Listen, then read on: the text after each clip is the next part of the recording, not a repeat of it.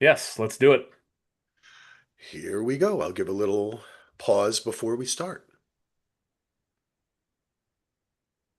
All right, everybody. Welcome back to Daily DVR/Duster. My name is Axel. With me today is one third, two thirds of the Duster podcast. Andy's here, but solo could not make it today. But we are going to do a little RIP Duster, talk about it a little bit, its cancellation. We're also going to talk about a lot of other TV, which will be most of the podcast. You can check us out at dvrpodcast.com. If you have been a fan of Duster and a fan of us, then subscribe to Daily DVR, which is the podcast that holds the master feed title in our network. All of our podcasts go into that one in case you want to hear us 24 hours a day, just talking in your face and your ear Th- holes. There'd be enough content to do that for quite a while. There would be. There probably is. There's already like 500 episodes of daily DVR. All these people always do this shit. We got 1 million downloads. We have 500 episodes. Motherfucker, I did 500 episodes in my sleep. I don't even remember when the 500 episode came out, okay? We did 500 episodes, 10 years ago, and we didn't even count them, and they're all lost on TalkShoe. That's And we had 1 million downloads of Lost Mythos after like the fourth week. That show was so huge. And hmm now look at us. We made $0 from that. Welcome to America. That's what you get for being an that's artist. But if you want to help us out, you can go to patreon.com/DVR. We have some new patrons. Listen, we have some classic old patrons. First of all, I want to, of course, always thank Kellum and Gina and James, our all-time three greatest patrons who without which this podcast network literally would not exist. Thank and you, Jenny, Gina. add Jenny in too. Jenny, we add Jenny too. Jenny, we love Jenny. And Heath Solo. And Brett. And Brett, yeah, And Brett. But particularly just for the Patreon, Gina, Kellum, Grandpa James, thank you so much. Your support has been amazing. And everyone too. I mean, Bill Cava, my friend Derek has been a patron since day one. I always am a patron of his Conspirituality podcast, which is awesome and very much in need these days. Everybody who is a patron, we love you. And we support other people too, like our friends One Mike, our friend Gareth, who's doing Dissecting Dexter right now, our friend Julian over at Tower of Babel, our friend Elton over at the Grand Prix podcast, as well as the Black Dog and all the other great shit he does. So I always try to take our Patreon and everybody that's our friend, we support them. So if Bubba and Catfish ever come out with a Patreon, we will support them. But end of that, let's talk about it. Last week, I had to add a coda to our final Duster podcast because as literally about to hit publish, I look on my phone, Duster is canceled. Andy, how did you hear the news? How did it hit you? Some I came through on my Facebook feed or something. Disappointed, but not surprised, I guess. In this era, usually stuff it gets renewed right away, and we recorded, I think, on Tuesday. I think the news came out on Wednesday, Yeah. and I still hadn't heard anything, and I'm like, this is not a good sign. And I mean, I don't know. My bit, like I texted you guys, the thing I'm most glad about, at least that we recorded our last podcast before this news came out, so we weren't eulogizing it on the show. We were super complimentary, and we were just excited about the show, and it would have made for a Yep. much different, darker show. Because I keep thinking back to like, even though it wasn't announced at that time either, Westworld, when you and I did that last Westworld show, and it was depressing. Part of that was not because we kind of figured it was going to be canceled, but that ended a lot differently too. But those pods are never as much fun as when we can talk about how much we love the show, because I still love the show. So, Yeah. Yeah. I'm going to totally agree with you. When you said that, I was like, Andy, you're totally right. I'm so glad that we got to talk about the finale with a lot of hopes, right? hmm And a lot of thinking about the future and not just being sad that it was canceled. Yeah. Um, but I am sad that it was I was actually really, I was kind of depressed for like a day, and that's not like me. You know, that really isn't like me. I'm a very Yeah. practical person. Like when, you know, like I don't get upset when like people die on a TV show or you know me, I'll be like, oh, it's a choice. It's cool. I like it. Or my team loses, like, you know, I'm a Jets fan. They suck. Do I get upset? No, not really. I mean, come on, it's a football game. And I knew that this show, when we even said it was probably most likely going to get canceled, but it really hit me. And I'll tell you why it hit me, Andy, because obviously we have a new administration in the White House, okay, with a gentleman I call Trumpito. Other people call him other things. I call him Trumpito, little Trumpito. Um, I and what we're seeing is he basically extorted Paramount into paying him $16 million so they could have a merger, right? Over this 60 minutes BS.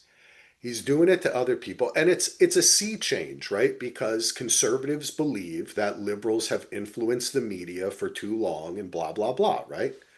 Without knowing, of course, I mean, like, come on. Liberal people are attracted to art. That's just the way the world has always been. You have to be liberal to see the points of view of other people, and that's what it means to be an artist. So you have a confluence of those things.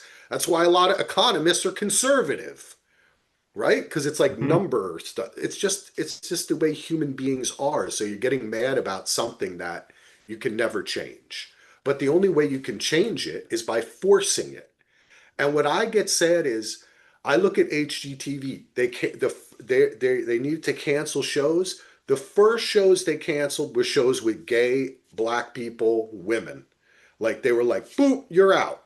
You know what I'm saying? Like, so it just kind of worries me in this day and age. I'm not saying that Duster was canceled because of this, because actually I don't think it was. I don't think but was it a factor in the balance sheet of the type of show we can get rid of while we renew another type of show? Like literally they canceled Duster, and 6 hours before they canceled Duster, they announced they were doing a new spin-off of The Big Bang Theory, That might have been the most depressing thing that I read about that whole thing.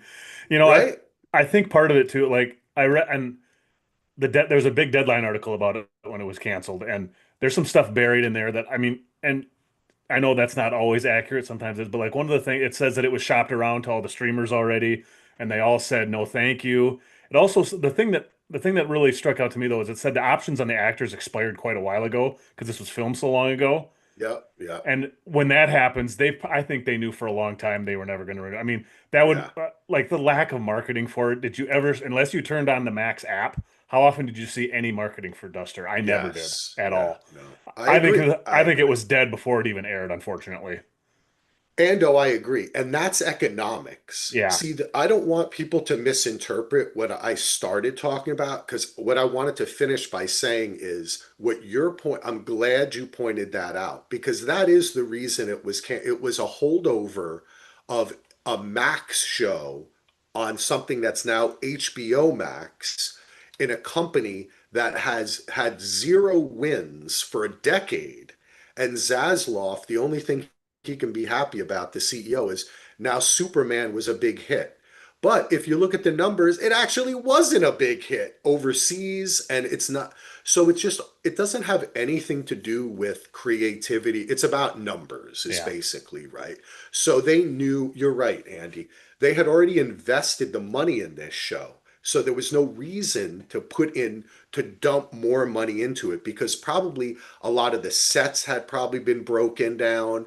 A lot of the locations had been lost. The actors would have had to be re-signed for more money. Yep. Even like people like Billy would have said like, no, I need more money. You want me, Well, I don't think Billy would have made a return, but well, in a flashback, oh, that's true. That's true. because he You're has to right. come back. And See? well, and I mean, whenever you read about budgets, things that are period always cost more money because of the cars you got to find, Right. restore, and the Right. clothes and all Right. that stuff. So I'm sure it wasn't Yes. cheap. And with J.J. No, Abrams and Bad no, Robot, there's no way that they said we're doing this on a shoestring budget. I'm sure they put no, plenty of dude. money into it. So Yeah. The music alone yeah, the music rights, was, yeah, for right? the Like, all the if yeah. you want to know why every commercial you hear has a cover of a song, it's because now all these musicians realize they can make a living off of one song being in a commercial.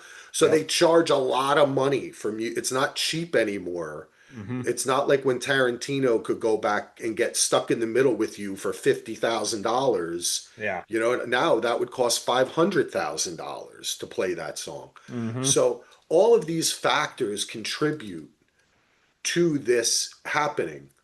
But the thing that makes me sad is that this show was very diverse. It came from people who cared about diversity, equality, inclusion, things of that nature. And now the show's gone. It may not have been canceled because of that, but that certainly didn't help it get saved. Yeah. And it's not likely that another show like that will soon be on our airwaves. You know what I'm saying? So these type of shows that have diverse cast and that stand up for these type of things are going to be last in line to be saved, and they're going to be last in line to get greenlit. I And mean, for Christ's sake, Bravo is running the McBee dynasty now, which I don't even actually want to know what that is. it's like it's actually I covered the first season with Amy, but it's just I'm saying that you're seeing a confluence of these cultures, right? Well, and the thing I think that's even sadder about it is it's good. It's a good show. Yes, And thank you. like you Yeah, said, it's people that are the people that are making it, take the time to care to make it good. Where there's lots of other shows of all, I mean, even shows that have some shows that have great diversity that you tell they don't really care about the love oh, and care that's they put totally into their true, show. Andy. That's So it's totally true. that's my And biggest yeah, yeah, disappointment with it is that you can tell the people that made it just from talking to Latoya for an hour when we did that. It yeah, was you could tell she cared and everybody that works on the show cares and oh, it's like I said, the quality. It makes me sad to think in the future when they're looking at greenlighting shows, they're going to be like, well, why waste the extra $500,000 to get these couple things, these details right because it doesn't pay yeah, off. Those yeah. details are what makes the show great in a lot of ways. So Yes. that's what really makes me sad about it. Andy, I 100% agree with you. I just needed to say that. You Yeah. know Oh what I'm yeah. For saying, buddy? sure. For sure. Like, Yeah. it's not the only reason, and there's many other reasons, but today it's worth saying that so people understand why people get upset about that. I don't think so many people are saying, oh, it was canceled because it had a black female lead. There are other shows that have black female leads on television. There's not a lot of them, but Hmm. they also tend to be on, say, BET or a station. For it to be on HBO is important. You know what Yeah. I'm saying? It's more mainstream. So I appreciate that. As far as the money and everything goes, it points to something else too, like you're talking about, Andy, which is the real, overall, the real enemy, of course, is Wall Street, because all of these shows are being, and the streamers and all that stuff, they because Wall Street was into the streamers, all these companies just threw billions of dollars into making TV shows and gave all these creators carte blanche. Oh, you can do it. Why? Because Wall Street's buying. As soon as Wall Street's not buying, right? And Yep. these mergers are starting to happen, and people realize, oh, wait a second, you mean you actually have to make money? Right? It's Yeah. it's like Yeah. it's a little bit akin to the in an economics way, like the bubble of the internet in the late 90s, Hmm. where all these streamers were not making money. Like, they were losing money. Yeah. They were not, the money they were charging us was not enough to pay, Yeah. and the ads were not enough to pay for the programming. So now the chickens have come home to roost.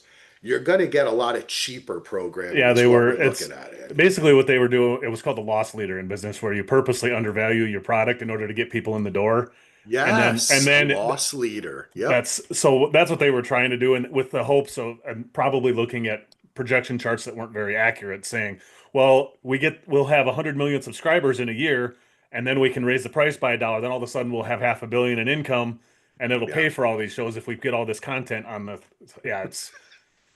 Because it's not, because you know why, Andy? There's an unlimited number of people Yeah, who just want to constantly watch television, which yeah. there's not. Mm-mm. That's the funny thing. It's like Netflix has 200 million subscribers, and they're like, we could have more. I'm like, 200 million people subscribe? That's a lot. Like, There's a ceiling to how many, and yeah, there's no way for yes, constant growth. It just yeah. isn't. It's like a person like me, Andy. I am never. Do you subscribe to like Spotify, Apple Music, or any type of service like I that? I do have Spotify right now. Okay. So a lot of people I know, they have Spotify playlists. You talk about it with Solo, your Yep. playlist.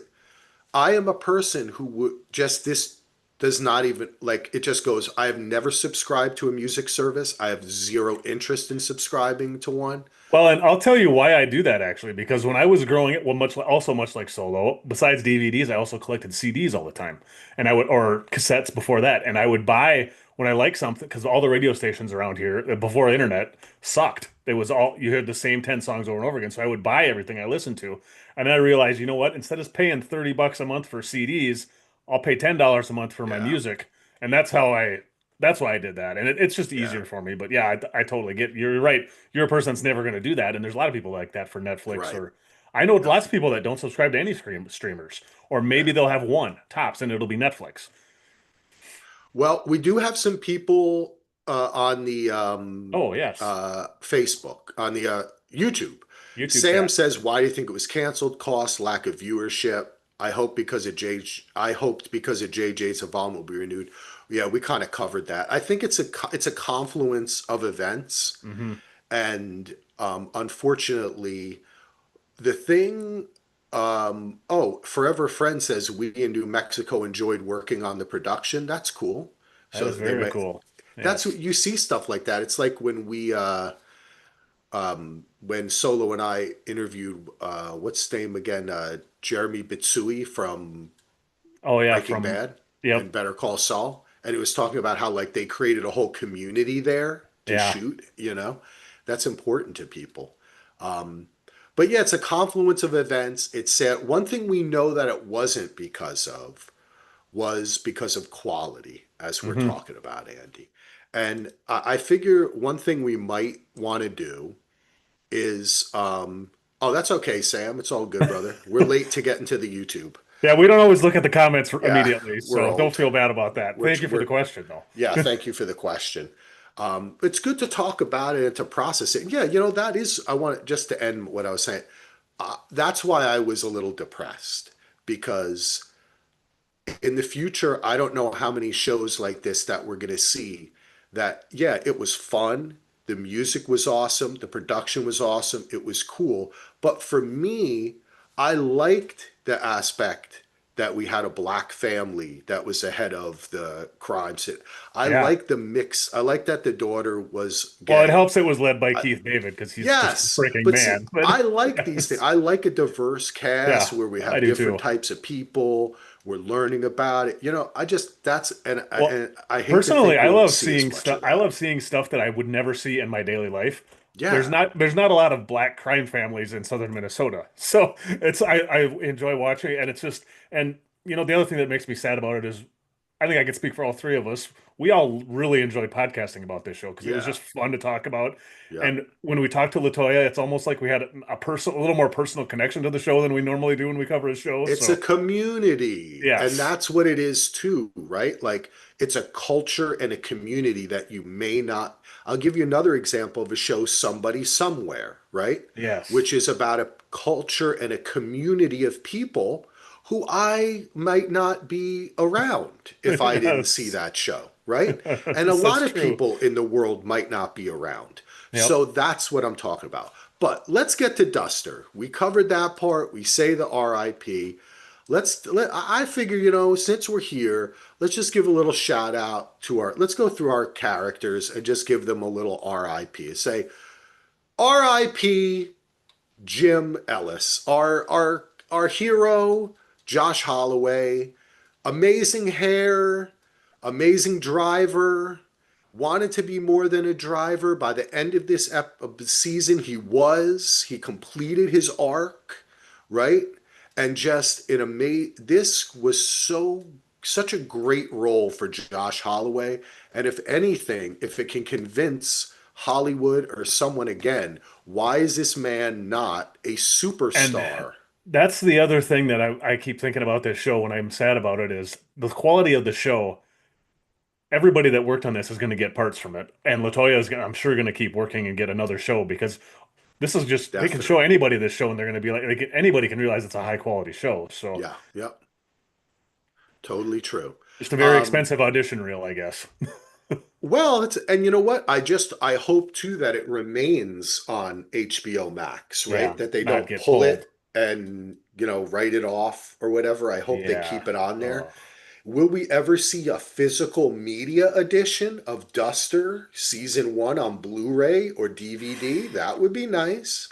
Somebody could make it too right now. You can rip these. Okay, nope, don't Yeah. do that. We're not going down that We're road. waiting for the legal version. All right, Yes. next up, our co-lead, someone who blew us away, Rachel Hilson as Nina. Coming into the show, of course, we knew that she was going to be in the show, right? We knew Yep. who Nina was, first black female FBI agent. But were we prepared for the force that Nina was, the passion that Rachel brought to this character, the boots, the outfits, the attitude, the strength, and her story too, which was so important. R.I.P. Nina. Ando, anything to add?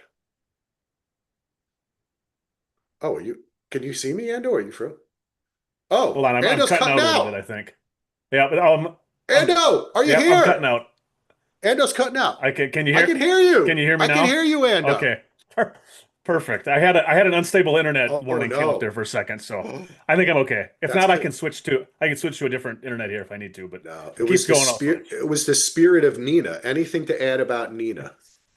Just that awesome. I mean, I remember seeing Rachel Holson in a couple little brief roles here and there, but she will forever be on my radar now after this show because her performance was amazing and just so much fun and Yes. the chemistry. Well, the whole cast chemistry in this was just fantastic, but her especially. So I think she's the big breakout star of the show, personally. Yes, I agree. And also her physical acting was really good, so I could see her in some action roles in the Yep. future. Oh yeah. All right. Of course, we're gonna turn our table to Camille Guate, if I pronounce it correctly, as Izzy. Had never seen her before. She was fantastic. Loved her role as a mom and Jim's, we don't want to call her baby mama. He's the baby daddy. Yeah. Yeah, that's exactly Um, right. He is. but her diagnosis, we see at the end of season 1, obviously, she has cancer. That's why she's with Dr. Dave.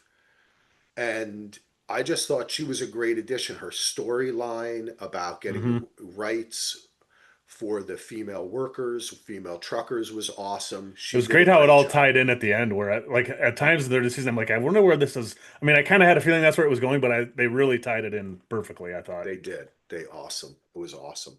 All right. Our man Sax himself, Keith David. What more can you say? The voice alone. He was perfect in this role. I mean, that's all I can say. He was perfect in this Yeah, role. I loved him. He brought such a gravitas, but also a complexity. I was going to say yeah, complex nature. I changed it to complexity of this character because in the end, I really liked him.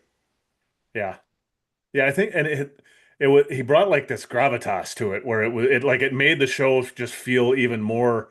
Maybe importance not the right word, but just more because the show was. I think the show without him would be a lot lighter, and it just brings a little bit of a darker edge to it. That's just great. I don't. It's hard. I can't quite explain what I mean by that, but just a heavier feeling to the show Yeah, that yeah, was needed. I think he was. yeah. It's just awesome. Agreed, because tonally, he was vital. Hmm. He did bring the gravitas, the seriousness, the uh what is it called when you fear for the loss of a character? I'm not sure. consequences. He brought Oh, yes. consequences to the characters, right? He could Stakes. end Yes. stakes. He could end it for someone, right? Yep. Hmm. So good. Yeah, I like that, Ando. All right, moving on. We're going to mention a man who could have been Heath's brother. He had a small role, but an important one in his buddy JJ's executive producing the show. Greg Grunberg, Abbott, who was awesome. His wife Yes. was a fan of Nina, followed her on Twitter, and actually, I should say Blue Sky, and and he was great in it. Because Yeah. we didn't know if he was good or bad, but he turned out to be a good guy.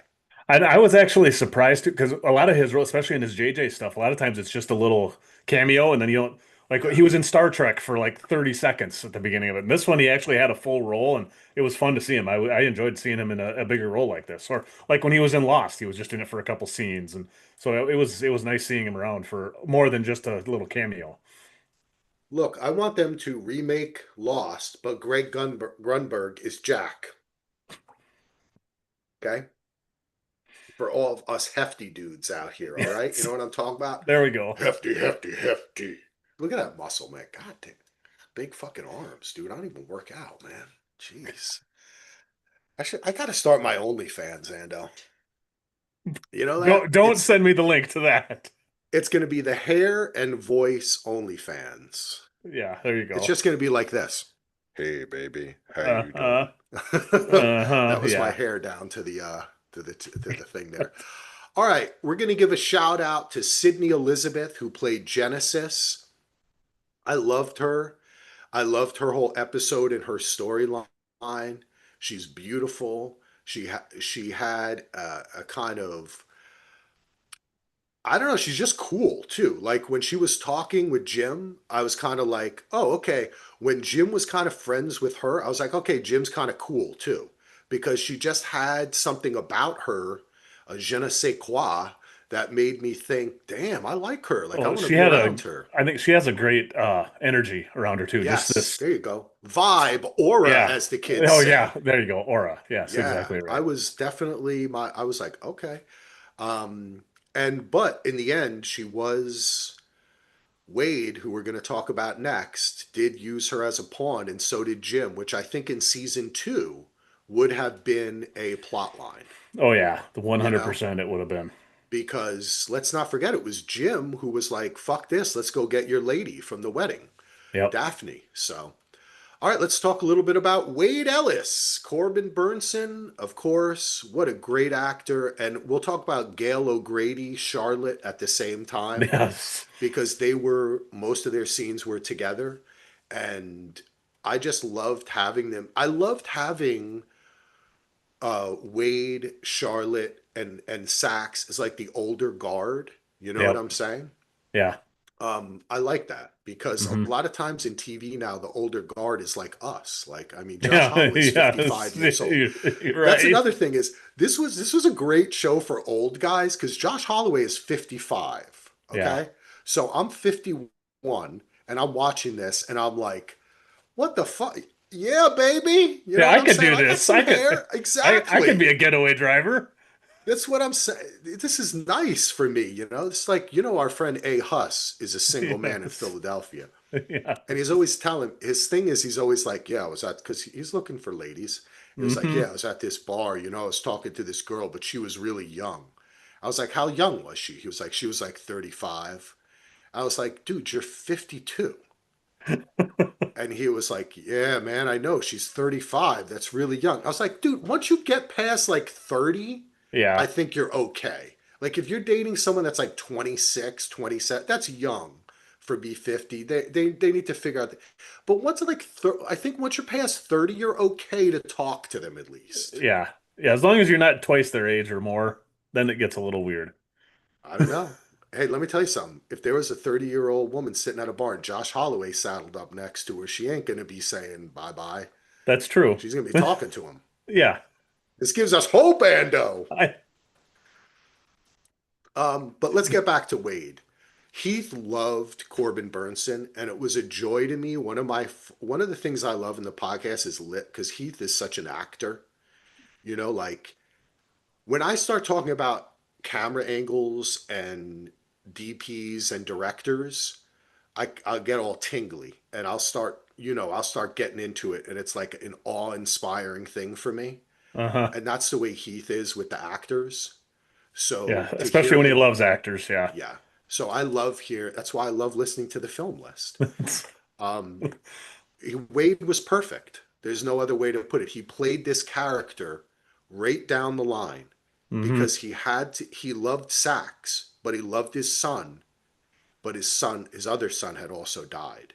Yeah. And the line that by really Gail came around to being more of a help to Jim and Nina than a Well, I mean, and hindrance. I think in our eyes too, because I think when we first introduced to Gail's character, we're like, "Oh my God, she's a bitch," and this is way over the top. And I think we just didn't see it, kind of like Billy in a little way, but where we saw different sides of them later in the series to help us. Because I mean, I loved her from the beginning just because of how annoying she was, but even by the end, it didn't feel like she was annoying anymore. It just was like, okay, yeah, you see her point of view, and she was just great, and a little Yep. comedic relief from her too, which was nice. Great. Yeah. And I love the whole backstory that Charlotte had, the posters they Yes, created. See, that yes, was fun when we were talking to Latoya and she was talking about creating that fun stuff. And yeah. I was like, okay, I loved that too. That is Hmm. so fun. Like, even when we did Smokers, I tried to make up little bullshit backstories and stuff that Yeah. didn't even appear in the film. Uh-huh.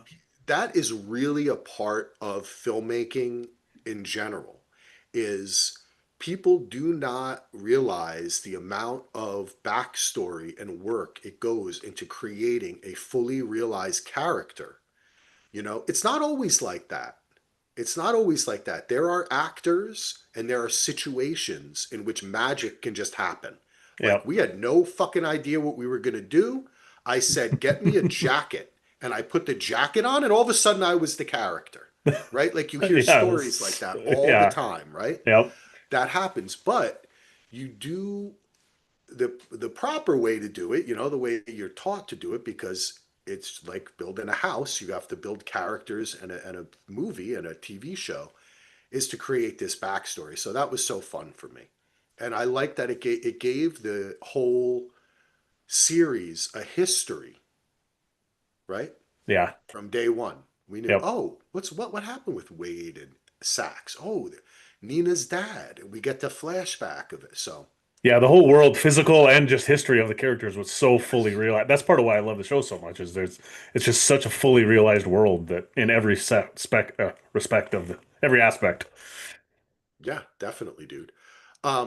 Benjamin Charles Watson as Royce. What an interesting character. Gets his Yeah. heart. Jim saves him in the first episode. Weird mood swings. Hot for Nina. Just interesting. I could see this guy in particular playing a convincing serial killer. That's I want to see what else he does because he Yeah. seems kind of like a chameleon that I can't really I have a feel for all the Yes. other actors and with him I'm like I wonder what Yeah. kind of stuff he could really do. He seems like a guy that could really do something cool. But I mean He everybody does does, here, but he doesn't just he? has this intangible thing that I can't quite put into words. He's a Canadian actor. He was in the third season of Designated Survivor, and he was in a web series. He was born in Jamaica, He was but I also in guess two he episodes of immigrated to Snowpiercer. Canada. Oh, I really like him. And I think that he kind of has like a baby face, but he's handsome too. You know what I'm Hmm. saying? Like, I think that, and that's why I say the serial killer, because as he showed in this series, he could like be all smiles and nice, but then kind of turn and act a little strange, And be you can be know? threatening at times too. Threatening. Yeah. So it's yeah, he's an interesting actor. We'll have to keep an eye on him, I think. I dig it. I dig it very much so. Um, all right. Who else? Who else? Well, we Well, should I've been waiting to see how if you can pronounce the actor that plays Awan Bitsui's let's see. I don't know if I can. Let's try. I'm gonna Agent try it. Here Bitsui, we because he's go. one of my favorites in the show too. Awan is great. His name is Azavak Kustachin. Yep, I think that's right, or close to it. Yeah, Ku, he's yeah, that's what I'd say. yep, Yeah, and mainly he's been mainly been a Canadian. We talked about it a little bit, mainly a Canadian actor, and yep, hasn't done much in the U.S. yet. So I loved his character. I loved that he had his big moment at the end. I he's one that too. I hope gets more roles in Hollywood because I want to see what else he can do. yeah. Me too. Oh wait, ooh, she's a director. His mom is a director, award-winning filmmaker, PhD. Interesting, cool. Yeah, his mom's made a lot of stuff. Good for him. So he grew up in it. Yeah, he'll be around. I Hmm. look forward to seeing all these people around. Yeah, Um, of course, Donnell Logue, we didn't get a ton of grooms, but what we got was awesome, and it was a yeah. very interesting role for him too, almost unrecognizable. Hmm. I liked that he wanted to play this role. He has always been a favorite actor of mine, of course, good Irishman, nice Irish name. He kind of looks like he could be my cousin or maybe my brother or He something like does. that. Let's I be never thought honest. about that, but you're right. Well, dude, I remember one time my friend Beerble's cousin, Alop, came up to me and he was like, if I was casting a big Irish guy, I would cast you. He was like, the first time I saw you, I was like, that's that That's guy. Irish. You know Yes. what I mean? He was like, you are like an archetype, but it's not me. It's just many people that look like me. And he Yes. falls under that rubric as well, For you know? sure. That's And you're for a right. lot of his early career, he did play kind of, I would guess that if I had become an actor, I would have played similar roles to Donnell Logue, Hmm. you know? Maybe some strung out guy, maybe drank a little too much, right? Wow, this Yeah. hair gel's working good, Yeah, Ando. it is. You've got it going Um, on today. he was great. I would have liked to seen more of him, but he was fantastic. And the shootout in the barn with Yeah. Putty Oh, was yeah. great. That was awesome. Yes. So, well, there's so many people on the show. I don't think did we forget I think any there's biggies? two other ones we should call out. Okay. Evan Jones is Billy Mahoney. Yes, we talked so much about Yeah. Billy, my namesake. I loved him, and he got shot in the eye, and he went ape shit in the last episode, which I thought was so fun. Yeah. I mean, I'm sure we're going to see tons more of him. And the other one that I don't know if she continues acting was Adriana Luna Martinez, who played Luna, the little Yeah. girl. She Oh, was I hope also so. excellent, and this was her only acting role so far. So hopefully she stays in it because she was awesome in this too. Yeah, that's great. Yeah, I hope so too. She was fantastic. She was very natural, and I could definitely see her getting more roles. Yeah. I Um, think for her, with a lot of child actors, a lot of it is if they actually want to stay in it or their yeah. parents want them to stay in, because there's quite a few of those great roles littered, especially in TV, where you see them in one thing and you never see them again. So, Well, let me tell you something, Mando. Acting when the director says action and when you're preparing and talking about the role and rehearsing I mean, I was an actor for when I was a kid for a while and I did a lot of plays and stuff and man, acting is so fun, but when you're not doing anything, it could be boring as hell. So for a kid, if yeah, they're not really turned on by the set and want to be around it, they might not want to be doing it anymore because it's a lot of hurry up and wait. You yeah. know, it's like this frantic thing when it's your time to go. And then when it's not, no one gives a shit about you. And you're just sitting there. You're Yeah. just sitting there. You're just a Yeah. piece of furniture that they call up for the next thing. My You kids would know, never be able to do it because they wouldn't be able yeah, to sit it's still during tough. the off times. Yeah, I never really, I wanted to try to get my son into doing some acting, but he never really took to it. Well, that's like Luke did they did like a one act play in second grade this last year, and he loved it. Like he volunteered, he wanted to do the biggest part. I just don't know if he would he loves that part of it. I just don't know if he would handle the part where he's not talking. Yeah, yep, that's it. So Yeah, we'll so see. we'll see. I'd Yeah. love to see Luna again. Yes, I would too. All right, well, I don't think this will be the last time we ever talk about Duster, and Heath might want to do his own RIP, talk about some eps or certain Yeah, stuff. But we spent a good half hour talking about it.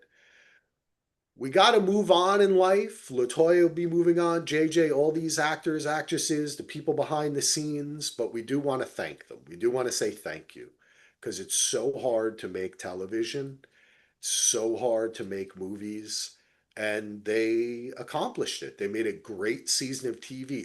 And you know this, Ando, you know it. We're going to, in 3 years or so, you're going to see all these lists start popping up, yeah. right? Cancel too soon. This the one will be leading the list.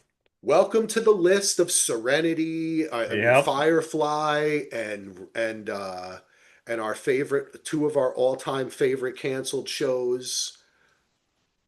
Hit me with them. Why am I? I'm just drawing a blank. I should have looked up some stuff because I can't. I'm not. My mind is. As soon as you say it, I'm going to be like, yes, of course. The only one I can always think of is Firefly. What's Don't the? well Firefly, but of course there's Darnell Logue was in one of the Oh, all-time. on FX. And what's the name? I can't Yes, remember what the name of it is right now. the good old Terriers, baby. Terriers. That's it. Yep, Terriers. And what was the show on AMC? It wasn't Rubric. It was Rubicon. Rubicon. Well, and Yep. the good news is that the people that were involved in those shows, especially the creators and writers, have all went on to bigger and better things. Yes. Yeah. So, like I say, we'll see more of Latoya, I'm sure, and obviously more of JJ. That's Definitely. he's never going to be stopping. So, Oh yeah. Oh, but and so and to those people that worked in New Mexico on the crew, hopefully there'll be more shows coming, and that community can thrive in there. So yeah, R.I.P. Duster, we loved you. I also want to say thank you. The last thing to do is, of course, say thank you to everyone who listened to us, everyone who joined our uh, Duster on Max Facebook group, which surprisingly, like twice as after it got canceled, like twice as many people joined the group. I guess yep, they were trying to see, hey, did it get renewed or anything? So unfortunately, yes, now I know Ada on our Facebook group started a petition to save the show. yes, A lot of people signed it. Rosemary says we finally got Josh Holloway back. Don't do this, HBO.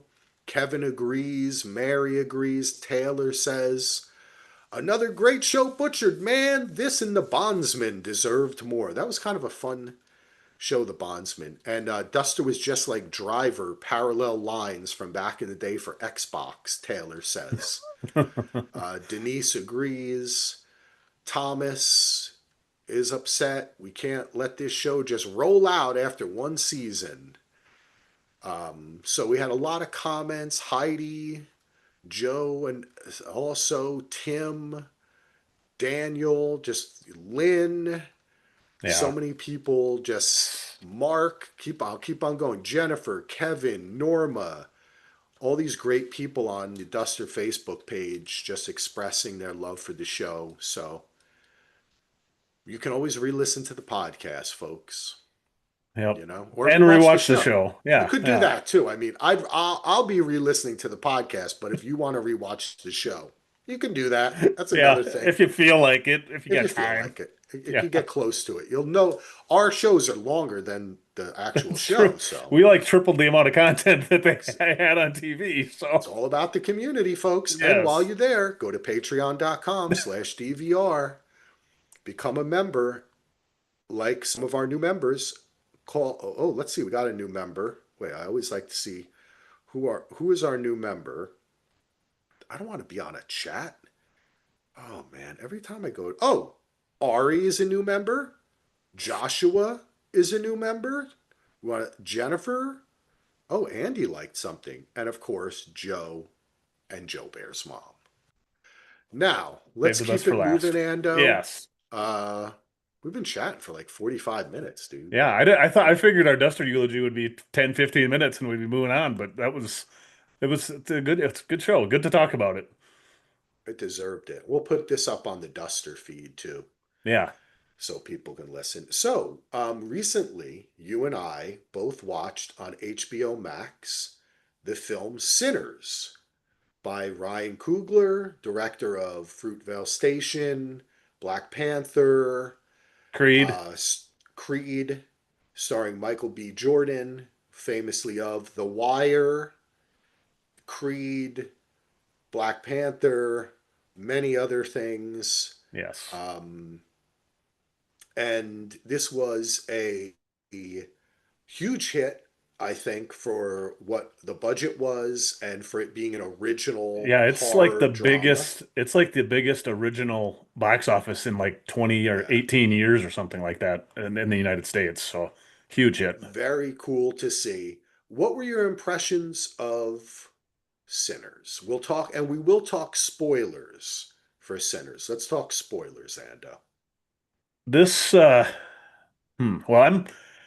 well, we've talked Ryan Coogler and Michael B. Jordan a few times over the past, I think, and I think generally I'm a little bit bigger fan of him than you are in most times. And I was Of excited to who? watch this. What's that? Of who? Who are you? Of Who's Coogler your bigger? and Michael B. Jordan, I think. You're probably right. Because I think we had this talk over I want to say it was one of the Black Panther movies at some point, but so I was excited to see this. I did not see it till it hit HBO, and I watched it the first weekend, and I really wasn't sure how much I liked it right away. And the more I thought about it, the more I liked it, and I actually rewatched it again. I've watched this movie Wow. twice. I really loved this movie, and I know you're a little cooler on it. I saw you and Tony on Facebook taking it down a little bit, but Tony doesn't like anything mainstream, so it didn't surprise me that he kind of crapped on it. But You know what? um, Tony might not like the mainstream, but I like Tony. yeah, I know. Oh, Just I like to say love that. I interacting with love you, Tony. Tony. So I thought it was really, really good. The second time I watched it, I really liked it. Even I liked it a lot more. I think it's very, very good, and it actually does a lot of the same things that Duster does, where it takes a lot of historical things and interjects them into this. A lot of this stuff is actually historically accurate, even though obviously everybody knows the vampires come in at the end.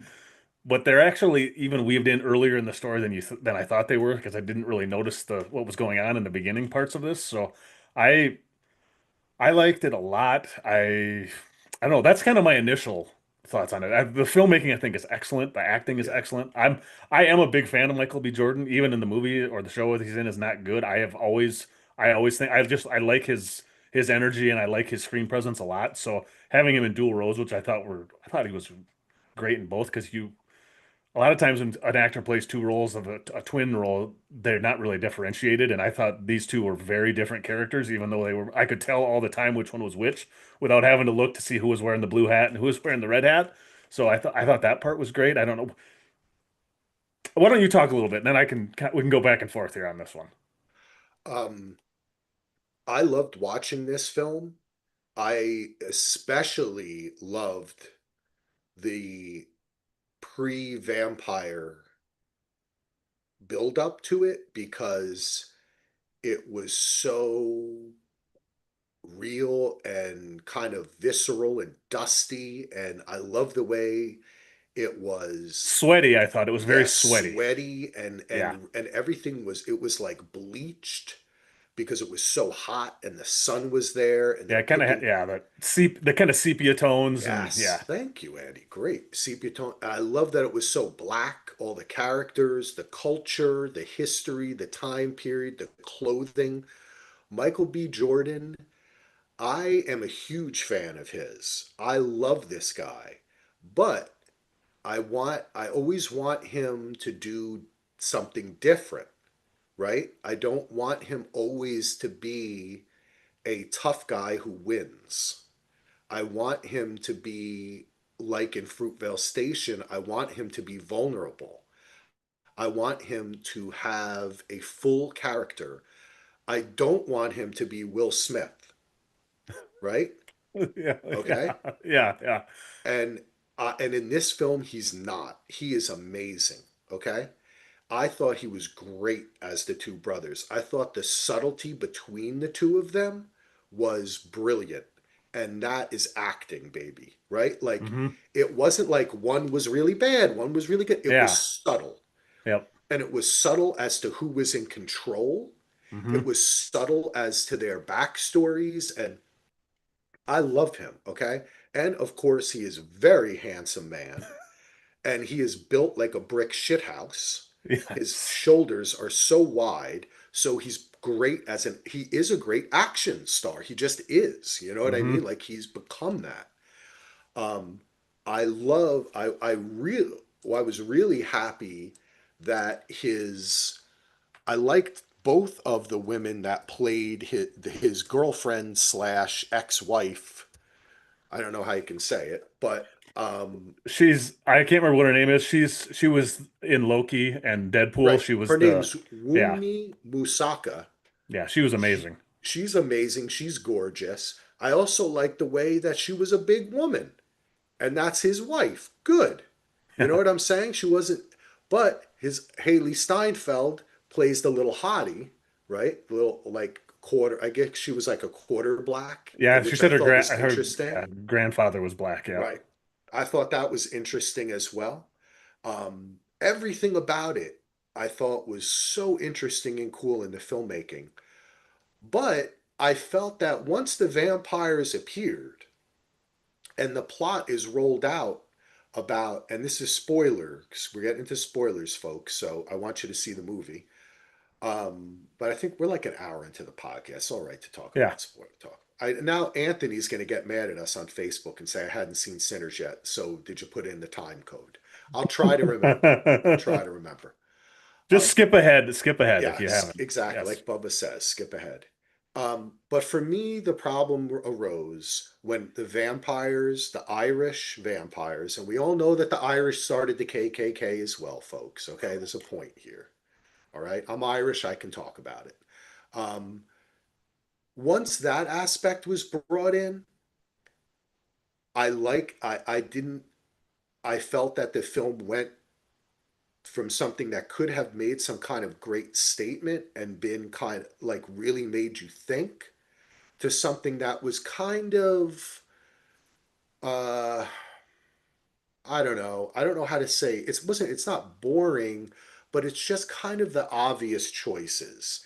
And when he comes back in the end and guns down all the KK, it could have just I had a vision in my I'll tell you what my vision was, Andy, okay? Yes, I'm very curious to know what. Okay, Yes. I'll tell you what my vision is. When my Irish brother comes up to him and they go through the whole rigmarole of are you gonna let us in? And then he's like, fuck this shit, I'm just going to the door. And he's like, listen, I've been put down, you've been put down. By the way, the only reason you're allowed to have this juke joint is because the guy who gave it, rented it to, sold it to you, is the grand wizard of the KKK, and they just wanted you to fill this up with black people so they could come kill all of you motherfuckers, right? But come join me and we'll kill them because I'm not a racist. I'm a vampire. And part of being a vampire is I feel like an outcast.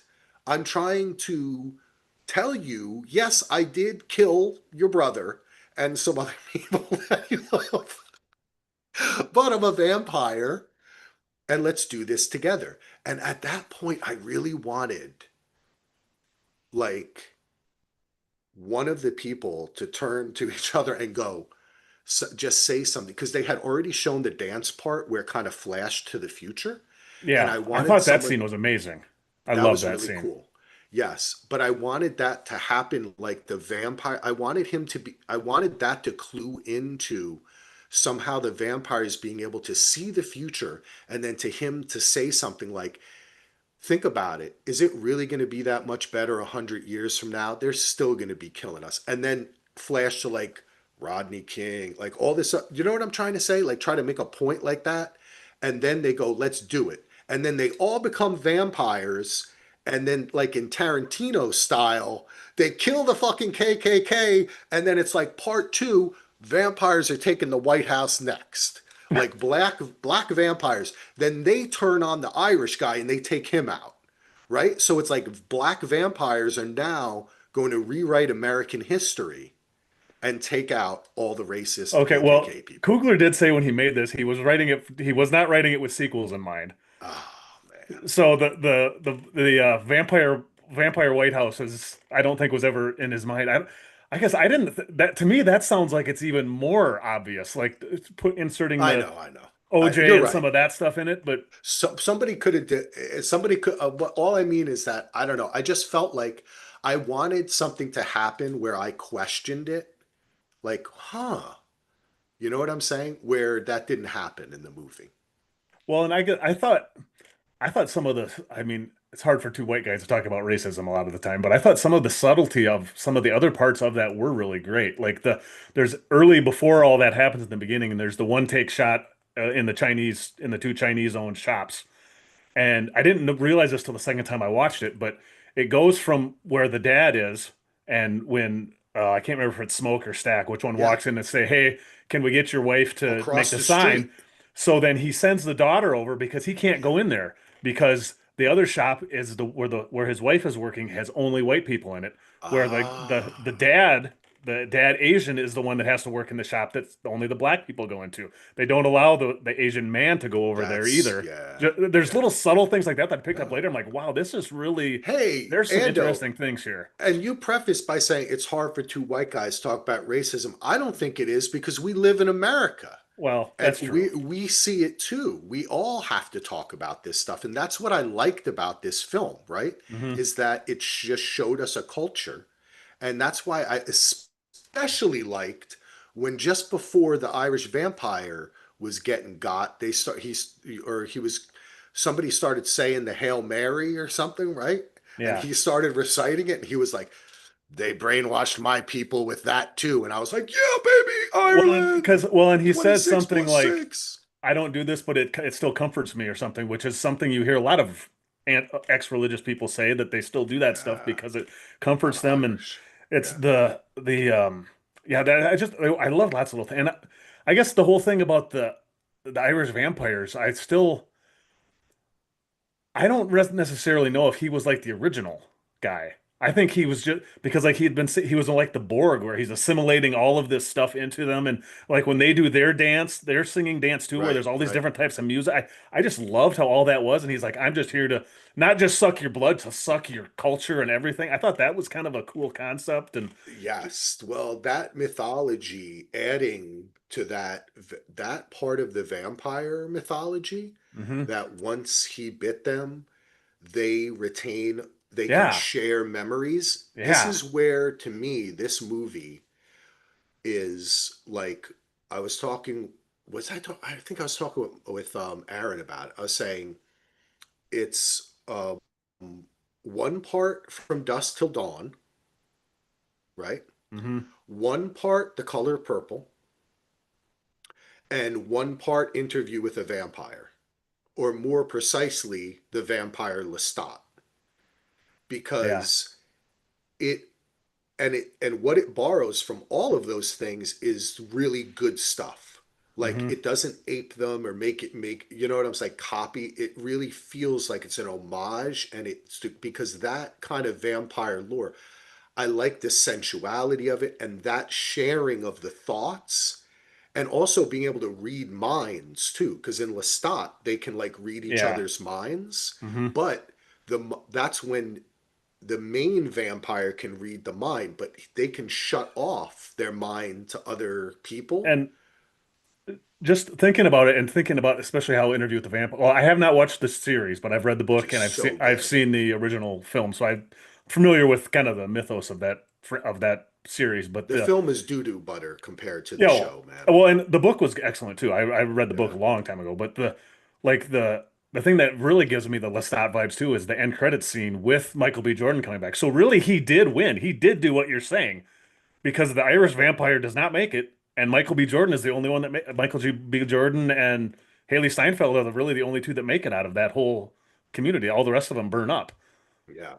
So Yeah. really, he does. The other I read some interview with Coogler, and his other big influence was a song, Metallica's "One," Oh. where he said how it starts slow and sets up, and then kind of goes to crazy town later and Yeah. gets really Yeah. intense and all this. And Lars Ulrich actually played on the score for this, Oh the wow. drummer for Metallica. This, no, you know what, Andy? I like that we're talking about it because I like to like kind of speak out my expectations because I guess in a sense what it comes down to is perhaps from a political or cultural perspective, I desired something more like Spike Lee would have done, Hmm. where it would have been like a fuck you to the audience or kind of like this is Yeah, real, yeah, like yeah. wake up. Uh-huh. But that's not the this movie was Well, and had a different idea in mind. And I have to respect that. And after listening to you talk about it, it does make me realize the there's great parts do not outweigh there's that part another for me. quote that when we were bringing up Duster again, and I don't remember the exact quote, but I remember reading an interview with Latoya actually before the show started, and she said one of her goals was, and something she always loved was basically putting medicine in with the fun stuff. And Yeah, to me, this yeah, is what that feels like. Is I mean, there most people are not going to go see a movie if they say the tones are the aftermath of slavery in the South and racism and all this stuff and bootlegging and what all the they're not going to go to that. But if you say this is a vampire flick, people are going to go see it. So yeah. that's part of, I think that's what the goal of this was to get people to go see it and put the vampires in because then you can put these other things in there that these important topics that should be talked about. So I really love personally I would rather a horror film. I would rather see something like this than an A24 horror film, an elevated horror film, as they like to call them. See, Because to me, see, this is elevated yeah. horror. But And oh, it definitely is. It definitely is. And it's like on the film list when Heath says every episode, he's like, I watched this right after film school. And yeah, I I was know. very, I hated everything. And you know what the thing is that what he's really saying is, um, Axel still is like that. And Hey, because I I don't. am. I admit it. I am. I am. I That's want why I don't everything. mind pushing back because I'll Yeah. also admit I that love it.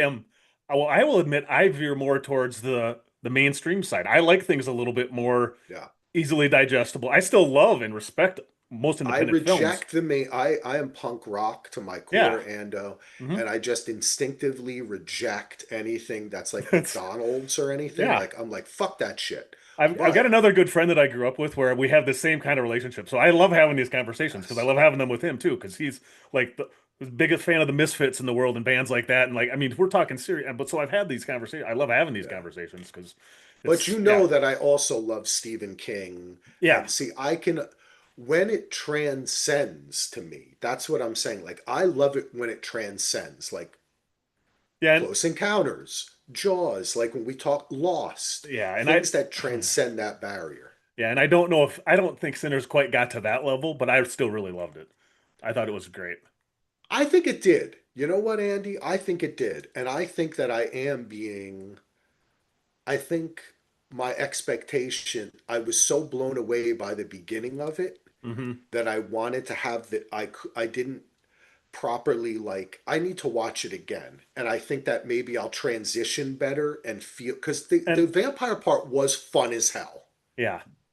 Well, and there's other little things like I jotted down a few notes in case we ever talked about this, and there's other little things that stuck out to me. Like there's little tiny moments, like when they first open the speak or the juke joint, and one of the guys walks in, customer walks in and wants to pay, and he wants to play part of it wants to pay with the plantation money Yeah. and like the wooden coins. And the one brother's like, let's just take it because he's been working his ass off all week. This is all he has. And the other brother, we need US dollar. We can't take this. And they're like, this is all these people have. We need to help get Yeah. those kind of things that you don't think about how that's how things used to be there. And Yeah. there's tons of little touches like that. Or like this is still during Prohibition. Prohibition was repealed a year after this movie takes place. So like when they go up to Delroy Lindo, another who I just love Delroy, always loved Delroy Lindo, but when he's the alcoholic, and part of the way they bribe him is because they've got real Irish beer and Italian wine that they ripped Yeah. off from these other gangsters. That was the other thing. Like if you wanted to go sequels, you have the gangsters Yeah. come after them, or the little stuff with the Choctaw guys hunting down that vampire that's running in broad daylight, burning up. Like there's so many little. I just love this world so much too. There's so many Yeah. little things that just. So I'm a big fan of this You, film. you, Andy, you have this is why I love talking about, and I love being wrong. And this is an example of me now changing my attitude on it. And I do think everyone I hope a lot of people watch this, more people watch it.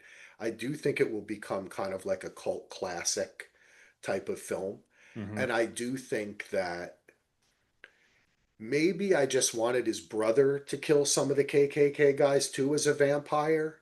You know what I'm saying? Yeah. Um, the end, we can talk about because you were talking about sequels, but I think there should be a sequel. And I liked how the brother and Haley Steinfeld went and approached the blues player, who, by the way, that kid, I looked that kid up. He is a real, I mean, that kid's amazing. Yep. What a voice on him, right? Yep. He's only like 21 years old. And he learned to play the guitar for this too. Yeah. His acting debut. Amazing, amazing. But he could sing already. He was already singing though. He had been Yeah. in like singing competitions, and he had Yep. been actually he was already coming up singing wise. Like I think I looked it up. He had been on some people's albums or Yeah. He was something. on a tour with the band Her. Okay, yeah, there you go. So he's definitely already in the business. It wasn't like he was sitting at home like singing into a Well, and you know who the guy that was playing old Sammy in the bar was, right? No, who was that? Buddy Guy. Oh, really? Yes. Oh, wow. I didn't even know that. That's Yep. awesome. Hmm. That is really awesome. I didn't Yeah. even look That's that up. yeah. I should have looked that up. It didn't, Yeah. That's it what I said. kind of occurred to me this is probably a real blues guy, but then I Yeah, didn't look it up. there's tons I of, didn't and like recognize him. the when they say this guitar, when they give him the guitar at the beginning and say this was what's the guy's name? They said it was I have it here somewhere. Like They he's a said it's real like guy. Charlie Payton is a real guy who was a heavy influence Yeah. on Robert Johnson, who was Oh, like the myth of wow. Robert Johnson was the basis for Yeah. this story. Because like there was Oh, always that's awesome. there was a myth where he said he sold his deal, he made a deal with the devil for his talent, musical talent, and that's kind of what Kugler kind See? of based this on. And yeah, there's a ton of cool historical stuff Andy about picked this. up on all that backstory that I was talking Well, before, threw it back at me, and made I me didn't love this movie even more. I didn't Now really I pick love up this on movie. I did reading after I because I just was enamored with the world, so I did more reading about it afterwards. So But that's what a great piece of art does for you.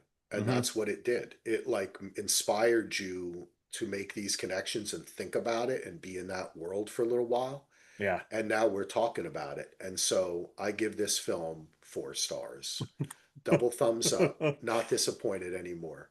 Um, Still would have liked a little bit of a just something that I would have at the end been like, I didn't like that because I kind of liked everything. That's I guess was the thing, you know. Sometimes I like when the you know, like when the director or the writer says a little bit like, "Fuck you, figure this Yeah. out yourself, asshole."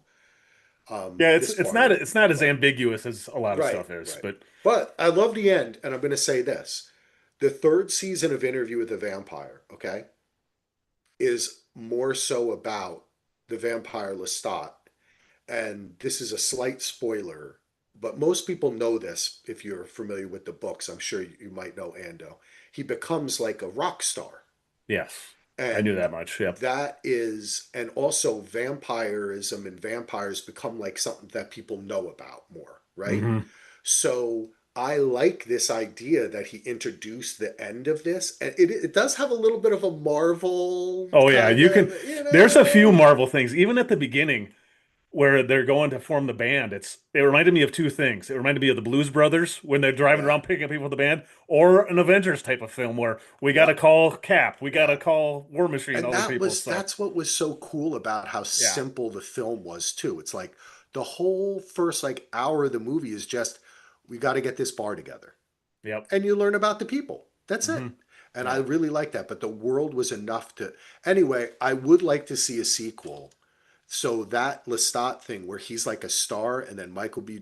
Coming in looking like that and Haley Steinfeld, they're all stylish. It was only like the 90s. Wearing So the it'd be he cool. walking in looking like the Fresh Prince is what he looked like. Yeah, wouldn't it be cool though if he then becomes like a big rap star or something or a big Oh, actor and that's the part yes. two to Sinners and then it's like a burn on Hollywood. You know what I'm saying? Like he's a Yes. black vampire in Hollywood and then they can kind of skewer Hollywood and all that Oh kind of God, stuff too. I now I really want to see that. That would be awesome. That'd be cool. What the All right, let's keep it going, Ando. yes. We Jenny stopped by for a second, but then she said, "I don't know what you're talking about. I'm out." So goodbye, Jenny. We love you though. Three people are watching us though. We love them. You wanted to talk about Poker Face season Yeah. two. Have you watched, how much of it have you watched? Any of it? Well, Ando, something happened here with Poker Face.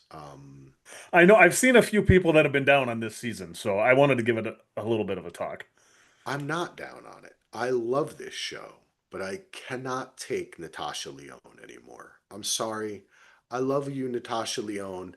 You're probably a very wonderful person. But the whole, hey guys, yeah, I don't know what I'm going. I'm going down the street. Oh my God, what's that? Like, I can't do it. I just can't do it. And I started, my wife was out first. Then I started watching the second. We watched the first episode. We're like, I don't know if I could do this. Then I watched the second episode, and I loved the setup, the first, and then they introduce her, and within a minute she's like, "Oh my God, guys, what the hell's going on?" And I was just like, "I'm out. I can't do it anymore. I'm sorry." Just being honest, folks. I can get it. I think later in the season it actually she's still obviously the star of the show, but they build up the other characters more. I still really like this show. I Some of it is it's not as fresh as the first season just because the first season was so dang new and felt so fresh, but I still I don't know, I can't remember what I was going to say, but the end of this season, like the last three episodes, they take the show in a very different direction. Okay, So, really? yes, Because I it's love Ryan Johnson. I love it. And I love her. I do love her. She's yeah. not always like this. It's just she turns it up, and the hair is like it makes me sweat just looking at it. It's just it's like too much of a caricature. She's Columbo. I know she's trying to be Yeah. Columbo, but it's too much. There's also there's a few episodes where I don't want to say it's not too much like that, but it's also the character also gets I don't want to say put in her place, but gets kind of Okay. some All reality right, checks a I'm few back. times. There's This is why I podcast with Ando, so he can bring me back to there's things. a gr I think my favorite episode takes place in an elementary school.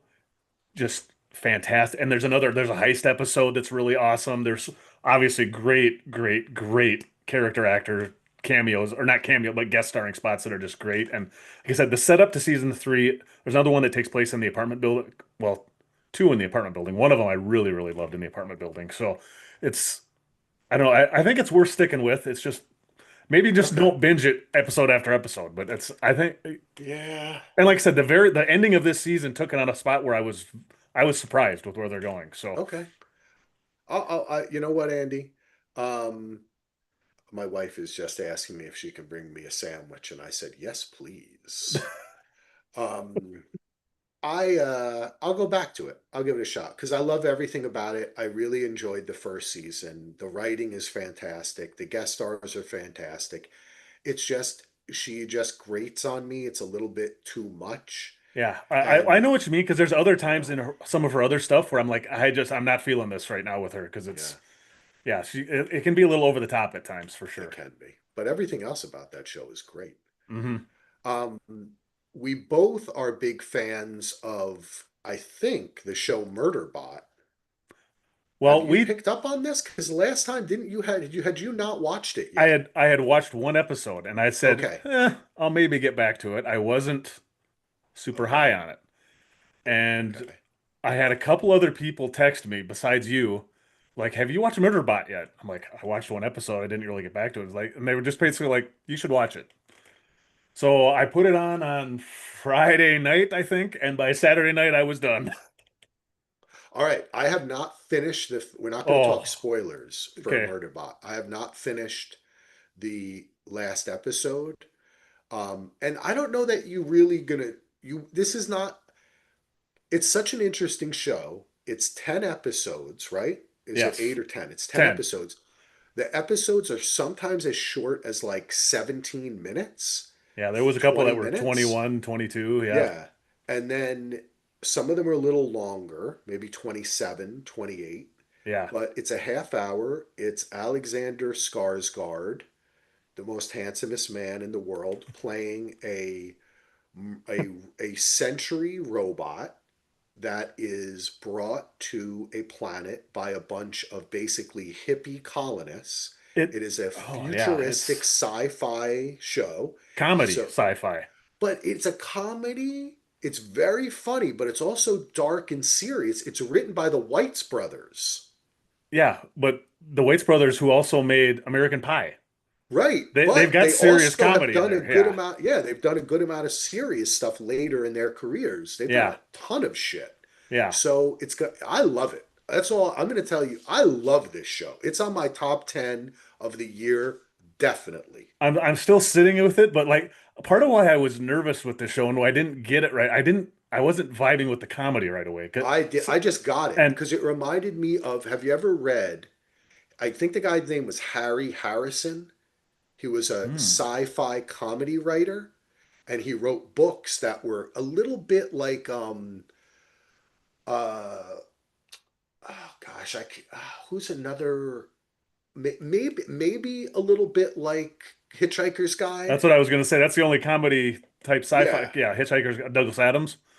Maybe like Douglas Adams, but sometimes a little more serious. I mean, Douglas Adams could be serious Yeah. too. Oh, for Some of that sure. stuff. I mean, not it was serious, but I don't know. I love the tone is weird as hell. Well, and it took me a little while to quite vibe, and I don't know if it might have been on one of those shows where I watched the first episode and I wasn't in the right headspace for it. And when I tried it again, I was.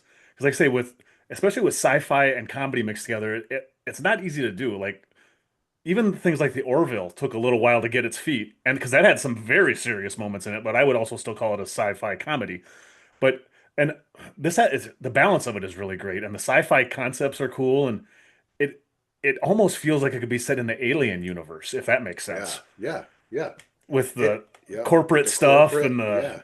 exploring Well, and not, yeah, it's now that we see the future and we're in it, Andy, yeah, and we look back at what is it, Wayland Yutani, yes, Utani, that is one of the most prescient predictions of the future in any sci-fi film that exists in the history of all filmmaking, hmm because and I remember as a kid thinking to myself, and that was a big thing. You're a big sci-fi reader. That was always a big sci-fi thing, that when the corporations take over yep, space.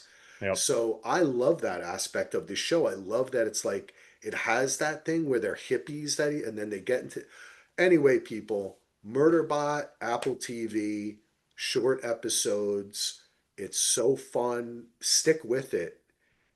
And I think and he's and great. He was the yeah, oh, perfect person for he's this great. role. The whole cast is, and most of the cast I don't really recognize from anything besides the guy that played, and I can never remember his name right, David something. He plays Oh, yeah. the enhanced human.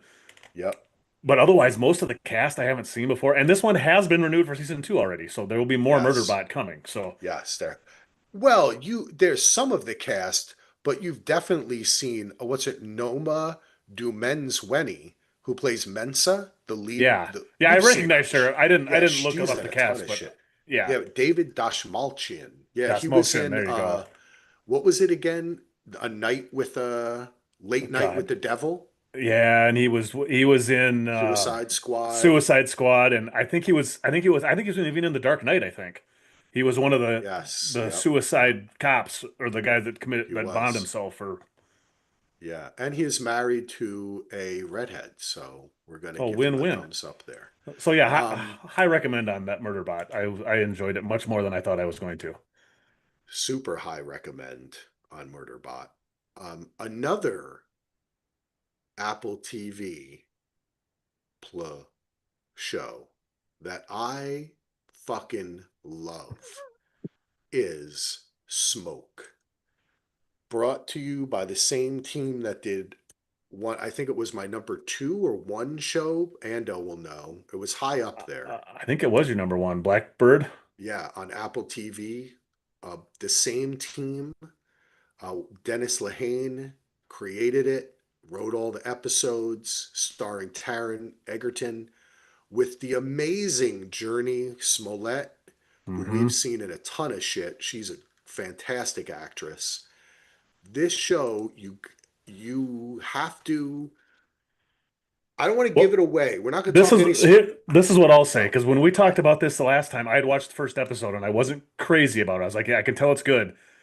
You have to watch through the second episode. The hook is at the end of the second episode, and if the hook, Andy just said that's it. there's Yep. no way I can't watch it after you're seeing the second episode. Yep. At the end, you're like, okay, now I see what this show is. Now I have to stick around. If Yes. I would have watched the first two episodes before we talked last time, that's all I would have said because Thank you. that's You said I didn't want to spoil. You yeah, said it, the hook, because it's yeah, not. I don't want to. I would not describe it as a um, big surprise or reveal, or no, it's something that you kind of know you're picking, and then so yeah, it is a. The hook is the right way to say it because then it informs what the show actually yep. Now is. you know what. Now you That's understand what's, what's yeah. yeah, The and you first know two episodes are almost a prequel yeah. to the rest of the episodes. Yeah, for sure. Yeah, I will definitely. I'm still not sure how much I love the show, but I'm definitely watching now because I now I know what it is, and Okay. it just took a little while. I knew I noticed. Side note here, I noticed something. I watched the first three episodes of that, and I was watching it on my iPad on Apple TV last night, and I had a little icon pop up that said enhance dialogue. So there was a button I could press where it changes the sound so you can hear the dialogue better, and some of the I've never seen that before as an option. Like a lot of the shows now with all the big sound mixes, if you're not on a good sound Yeah. system, you don't hear the dialogue very well. I was very Right. impressed with that little button that said enhanced dialogue, just Interesting. a small thing I'd never noticed before. So, anyways, yeah, Smoke is. I'm going to keep watching it for sure. I'm not fully caught up, but I'm three episodes in, and I'll catch up now. And also a really great um, supporting cast. Greg Kinnear, Yeah, again, he Greg was in Kinnear. Blackbird. Um, Natari Guma Umbaho, who our friend Gareth just interviewed, who is also in Dexter Resurrection, that we're going to talk about a little bit. Yeah, He has a fantastic role in this. This show is going to be in my top 10 again, too. And Apple TV, you are killing it. You know what? I've never reached out to Apple TV. We covered um, my God, I can't even remember the name of the show with Colin Farrell now. Ando. Is Ando? Oh, am I? Did I lose Ando, or he has to sorry, step away? I I I bet you the do close kids are the. here. Yeah, I had to close the door for a second. So yeah, The I kids arrived home, didn't I they? heard you say something about never reaching out to Apple TV. Yes. What was the show with Colin Farrell that we covered? Sugar. Sugar. Yes, thank you. I should reach out to them because they have all the great shows. And that's what all I should have said with Smoke. I should give it at least two episodes on anything Yep. Apple TV because it's 2 episodes. Now, let's talk about a third. We're coming to the end. I know we've been talking a long time. Your kids are home. I want to get you out of here. We only got like a couple more things to talk about. And very quickly, we can say that Foundation Season 3 is fucking awesome yes, already in one yes. episode. And I almost feel like I hesitate to say this because the first two seasons of Foundation are awesome. But if you jumped in just for this season, you could do it. I think you It's could too. the first two seasons are more together. There, even though there's a difference in those two, it's more together than is this season. Yeah, So, at least but so it's far. awesome. Yeah, Yeah, it's well, and the first two seasons too. It took two, three, four episodes to ramp up into what it becomes. it And did. this one, it's like we're gonna shoot you out of a cannon from the first scene of the season. Exactly. I love it. And the casting is great. Lee Pace is Oh, just I freaking amazing. loved Lee Pace. I mean, he was always good, but he is so different in this season. I was like, oh my God, I love this Lee. I loved Lee That Pace in dude this season. just if I just say put him in everything. The guy can do anything.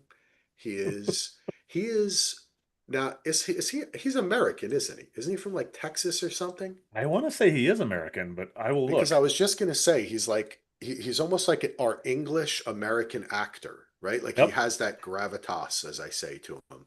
He's from Chickasaw, Yeah. Oklahoma. Look at that. Oklahoma. Yes, Nice. and if you ever saw a picture of him and his husband, They're like the two handsomest dudes ever.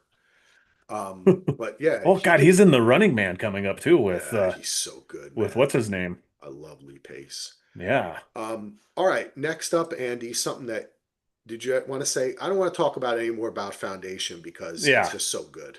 Yep. If Well, you we've know, only you seen one know. episode, so yeah. That's that's so and the money they put into that show, it is one of the best looking shows on television. Yeah. The effects are amazing. They're spotless It's effects on it's that better than a show. lot of movie special effects. Oh, it's better than like the last 10 Marvel movies. Yeah. They need to hire the people that do the effects for Foundation to start doing the fucking huge 30 Yeah. minute battles at the end of Marvel, and you could Yes. actually see what was happening. Yes.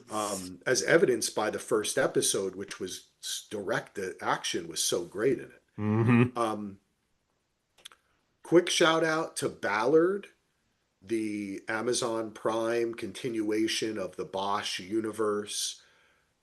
It is a really good show. And if you were a fan of Bosch, if you're a fan of any of the Amazon CBS type semi procedural serialistic crime cop shows, you'll Bosch love it. is still on my Hall of Shame list that I have not watched yet. I know I'm gonna Oh, love Bosch. I just you'll haven't love it. haven't ever gotten around to it.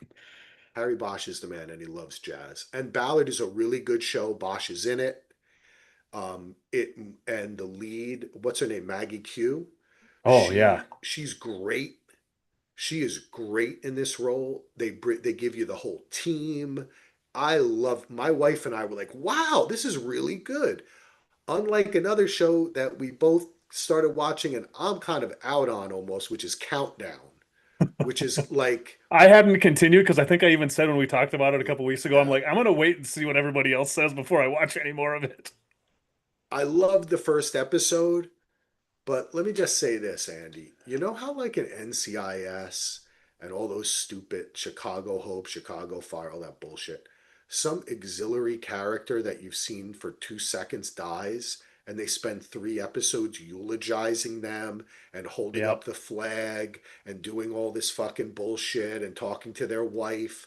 That's what happened on Countdown, and I was like, what the fuck happened to this show? Because the first Uh, episode was nonstop action.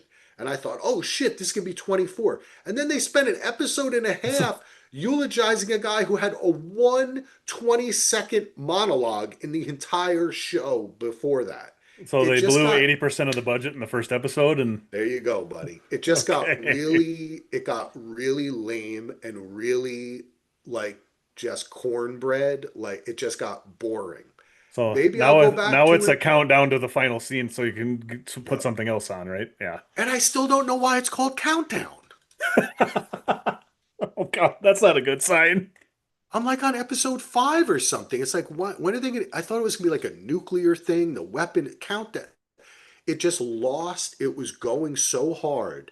And then it just died like Oh halfway God. through the second episode or so. And Hmm. I was just like, I was giving it hope. And then third, four, I was like, I don't know. I might be out. Because then I did more reading about the guy created Chicago Hope, Fire, like all. I was like, that's not my Yeah, jam, not dude. no, It's too no. sappy for me. Yep. I like the action parts of those shows, but I don't like the sappiness. Yeah, like when I called it Network Plus, it has to have something special to Yeah, be a Network Plus show, and I still want to watch it. that's true, man. All right, Ando, what do you want to talk about? Real I quick, just drank through a I bunch. also finished Department Q, Oh, and we got to get back to that. I'm gonna give. I wrote down a little bit of it without any spoilers. This is basically Netflix's version of Slow Horses, mixed with a little bit of something more sinister, like Seven or Mindhunter or Prisoners. Show the Villeneuve movie Prisoners. Actor characters are awesome. It has multiple storylines that you know are intertwined, but you can't figure out how they are till the end. I think this is gonna. I'm hoping this will be renewed. I freaking loved this show. It's a very strong contender for my Okay. top 10 of the year. I think this is an awesome show. I loved what I saw. I told you I watched half of the first episode. I was like, this is Yep. awesome. I love this. I And fell asleep because I'm old. It had nothing to do with the show. kind of like how you said that the first two episodes of Smoke are like a prequel to the rest of the series. The Yeah. first episode of Department Q is basically a prequel to the rest from what comes next, and Okay. I loved and there was and a lot of times in shows like that you can kind of tell we've watched enough TV you can kind of tell where it's going and what's happening. It takes much longer than normal to actually figure that out. So I'm actively thinking that the time piecing the puzzle together in my head took longer than it normally does on shows like this. So I thought it was fantastic. Department Q is a very high recommend from me. Awesome. Awesome. I like it. Um, let's see, what else do I We have will here? definitely be Oh, watching it. I did finish The Bear season 4 too, Okay. and The Bear has become a different show. Like I kind of said that I kind of thought it was going this way half through when we talked about it the last time, but like season 1 and 2 were pressure cookers. So like I think you said you guys stopped after season 2, right? Right. Season 3 it started to mellow out. There was still a little bit of intensity. Season 4 has almost become melancholy. I Hmm. mean, it's way more about the characters. And it's always been about the characters, but in those seasons it was also high drama at the restaurant. Most of the high drama has it's still there in little bursts, but not the same way. It's it's really about the characters and it's way more focused on family and like your family that you're born into and your chosen family. I mean, that's Hmm. really what's becoming about. This season was a lot of reflecting on the past, forgiving people, forgiving yourself, way more introspective. I still loved this. It's probably my least favorite season of the four, but I still loved it a lot. But it's become a different show, I think, than the first two Did they seasons. kill a So lot of the guests? Like, there weren't as many guest stars this season, right? no, no, not many. There's a couple notable ones, but they make a little more sense than some of the ones in season Good. 3, I think. Yeah. Yeah. That's good, man, because like I said, that first season of The Bear, and in general, I think the people who created that show were amazing, but maybe let it die now, right? Like maybe do one more season or something and then move on. It was such a big And hit, and it's really, it's so much is in each episode. It's so well, and dense. the way this one ends, it really feels like the end is coming soon. And I Good. don't know how much more they can stretch it out. They So gotta end it's, it, man. yeah, Yeah, I still really liked it, but like I said, it has become a different show and it has very much mellowed out, and it's way more of a character driven thing than it even was in the first two that's seasons, which it cool. was. So, And then I say to that creator, do something different, because you know the guy who did Ted Lasso, he just keeps on making Ted Lasso. And now Apple TV has three Ted Lasso shows, one where he's in soccer, one where he's a therapist, and one where he's a golfer. So it's like, well, how many different Ted Lassos can you have? that's a little unfair to Shrinking, but I love Shrinking a lot. So I love Ted Lasso too, but it's a similar I know, vein, but but yeah, you're right. It's not they're very similar, but they're not the same thing. But anyways, that's a different conversation. But um, did you want to finish talking about Squid Game? You had that on your list too, um, or did you want to talk about something else? I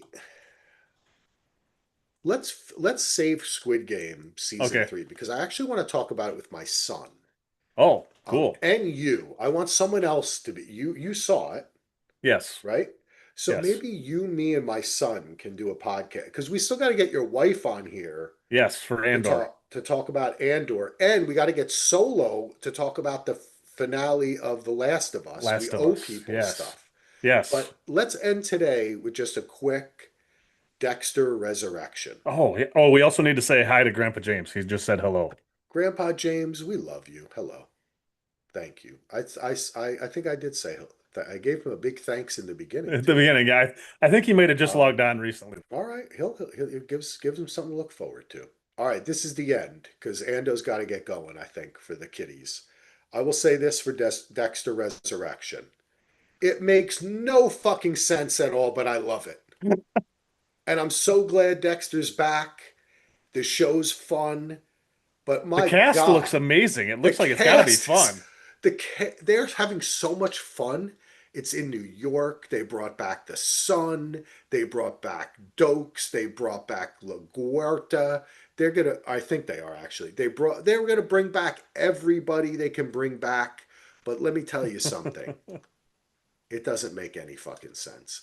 They're like, he was dead and then he was alive. And then they're like, why isn't everyone knew he was the Bay Harbor Butcher? Oh no, they don't know. They're not sure. Like, it's really, it doesn't matter though. Once you get past that, which they actually spend too much time talking about. Like if it was going to be this ridiculous, they should have just dispelled with it in the first 2 minutes and then just said, "That's it, audience. That's all you get. Here's Dexter." I think it's great, and I think people are going to love it. It's actually a bit more complex because it's following his son, him, some other people, and it's building to something that I think is kind of cool, and it's taking Dexter in a new direction that I think is going to be a lot of fun. And I'm glad to have Gareth back. Please, everyone, subscribe to Dissecting Dexter.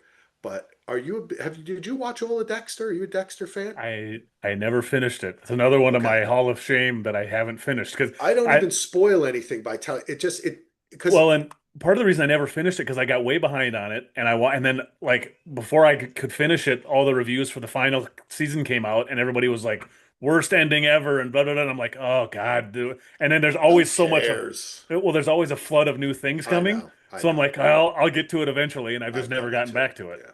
Well, let me tell you something. You have to see Dexter as like a soap opera, right? It's Yeah, not it's not reality. yeah, It's augmented reality. Even though it's like serial killer dark shit, that stuff they do good with, but the plot points are always ridiculous. yeah, And that's part of the fun of the show. yep. So I'm totally into this new season. I'm so glad they brought it back. And yeah, great cast. Just an amazing cast. So Yeah, the everyone watch previews it. when I see everybody and this person, and I'm like, maybe I should just watch this cold You just because the could. cast looks so good. You Maybe I literally should. could because they tell you everything in the when they Oh, within the they do. first 20 Okay. minutes they're like recap the entire show. Oh, maybe I should watch it then. So, yeah, you should. Which is kind of funny because the Dexter New Blood or whatever, I don't remember Yeah, our origins that I with think it. it was New Blood. I think that sounds Oh, right. okay. It was retelling that if you watched Dexter, you knew everything that was going to happen, kind of, but it was still fun. I just think they just have a great way. I just love the way they make the shows. Hmm. And it's very funny too, because it's Dexter. It's a lot of comedy in it too. Yeah. But Hmm. anyway, subscribe to Dissecting Dexter. Andy, thank you for giving us all almost 2 hours of your life. We just can't do anything quick, can I we? know, I know. This is going to be released today. I think on Wednesday, if we don't come up with another pod or anything, I'll release another film list. And then maybe we'll do something on Friday. Maybe by Friday or Saturday, we'll get our act together for like the top 15 or top 5 shows of the year or something. Yeah. Yeah. You know, we'll see what happens. Anyway, any Yeah. final words, Ando? I don't think so. This was well, yeah, obviously I say I don't think so, and then I ramble on for a minute and a half. So this is just another fun little podcast. Well, it's 90 degrees outside. It's nice and cool inside talking to you. So yeah, this was fun. And I am going to make a promise that I'm going to listen to this. We only talked spoilers on Duster and Sinners. So I'm going to actually find the time and I'm going to put that in for Anthony, our Facebook friend in England, who Yep. does love listening to our show, but then often says to me, Axel, please put in the time so I don't get spoiled on things. Yep. Today I'm going to do that for you. It's going to take me an extra 3 minutes or so. So that 3 minutes is for you, Anthony. For you. Hopefully Don't he hears forget it. this. You have to when you post it on Facebook, you have to write a little thing, Oh, tag him and say timestamp is in here so you can skip the of course. I yes. had already thought about that. Yes, That's perfect. that's why we're podding, baby. Yes. All right, everybody, thank you so much for listening. And if you are a fan of the DVR Podcast Network, you should be happy to know that the Around the Couch annual get together is happening again. And the boys will be visiting me, not in Portland, in September for 3 days of podcasts, fun, football, Yeah, some merriment. first time live in person on YouTube. Yes, we're going to do tons of YouTube. We might just go live for like 3 days. I It's might just put, I might take my kid's laptop and just put it in the corner and we're just live. We're going to do like a 3 day long. DVR 24/7 podcast. I Yes. actually think that's a fun idea. I think we might do that. Might be maybe we'll raise funds for the DVR podcast network.